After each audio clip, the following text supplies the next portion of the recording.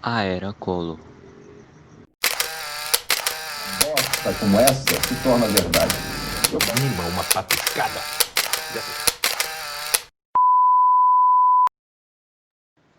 Fernando Collor de Mello, o primeiro presidente eleito democraticamente pelo voto direto em 30 anos e também o primeiro presidente da República Federativa do Brasil a sofrer um impeachment.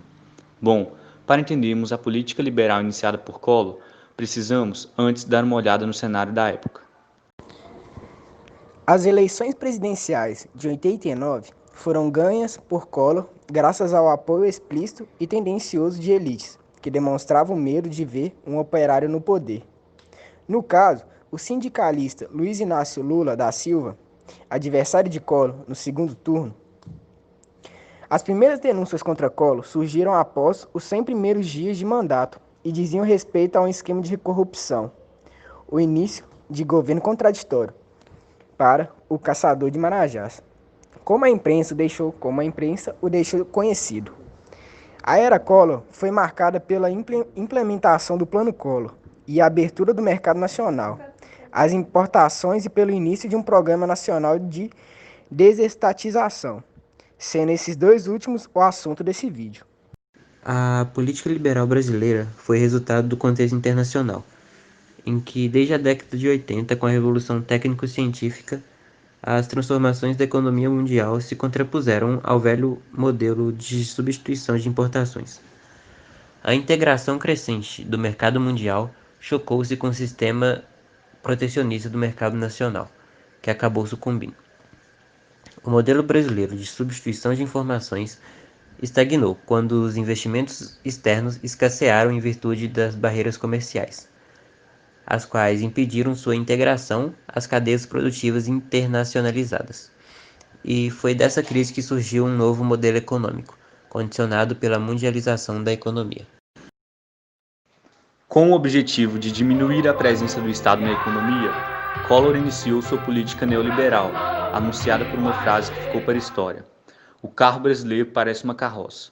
Lembrando que a indústria automobilística foi a marca da industrialização brasileira patrocinada pelo Estado, iniciada por Getúlio Vargas, sendo o carro brasileiro o símbolo dessa industrialização no nosso país. Porém, um dos grandes desafios à época era como se daria o processo de convencimento da população de que as medidas de abertura econômica seriam importantes para o país. Para resolver esse problema, nada melhor que usar os meios de comunicação de massas para difundir uma série de propagandas com o objetivo de divulgar a mensagem liberal. Com bom humor, na verdade, com humor questionável, as propagandas exibidas na TV mostravam um elefante, simbolizando o Estado, atrapalhando a vida das pessoas, ou mal posicionado em uma corrida de cavalos, em uma alusão à baixa competitividade do país. Vamos assistir a algumas dessas propagandas. Já foi importante uma forte presença do Estado na economia. Só que o Estado engordou muito em áreas não prioritárias para você, cidadão. Ficou pesado. Com a desestatização, o Estado vai investir pesado em saúde, educação, habitação, saneamento e segurança. Um Estado pesado incomoda muita gente. Incomoda mesmo. Governo do Brasil. A prioridade é o cidadão. Felizmente ou infelizmente, a campanha de propagandas colou. Pesquisas realizadas pelo Vox Populi no Rio, São Paulo e Belo Horizonte revelam que a maioria dos entrevistados apoia a venda das estatais. Veja os dados. Os brasileiros consideram que a venda da Uzi Minas vai melhorar a empresa e beneficiar a economia do país. Com a privatização, o Estado vai investir mais em saúde, educação, saneamento, habitação e segurança. E não vai ser pelo atraso de uma minoria que o Brasil vai ficar para trás. Governo do Brasil. A prioridade é o cidadão.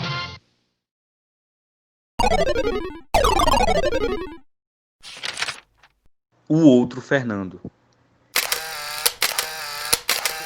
Cadê o Lula?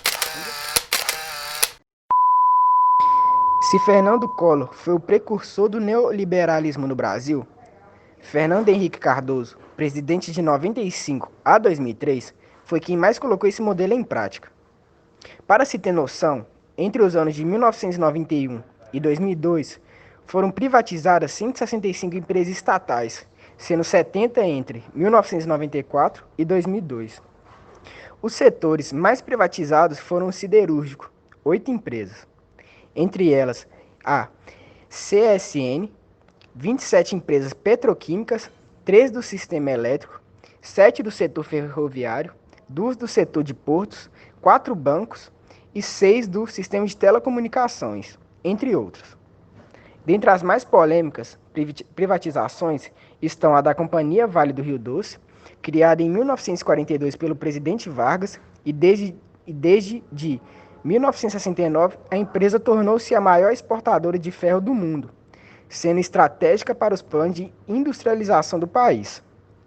Apesar da forte resistência de trabalhadores, sindicatos e comunidade civil, ela foi privatizada em 1997, leiloada por 3,3 bilhões de dólares. Menos de um ano depois da privatização, a empresa teve um faturamento superior a 10 bilhões de dólares.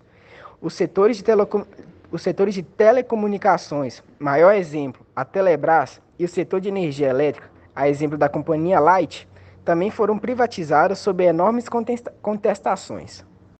A cereja do bolo, porém, seguiu um caminho um pouco diferente. Os vários protestos de camadas sociais e operárias dificultaram a privatização da Petrobras, a maior empresa brasileira. Todavia, a maior parte das ações da empresa está nas mãos de investidores não brasileiros, sendo que o governo federal detém apenas 36,75%.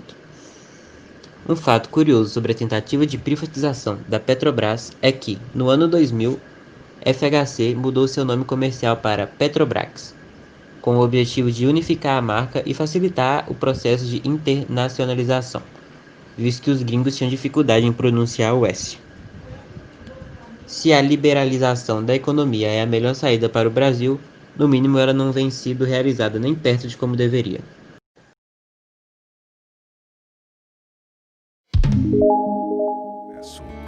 Governo Federal.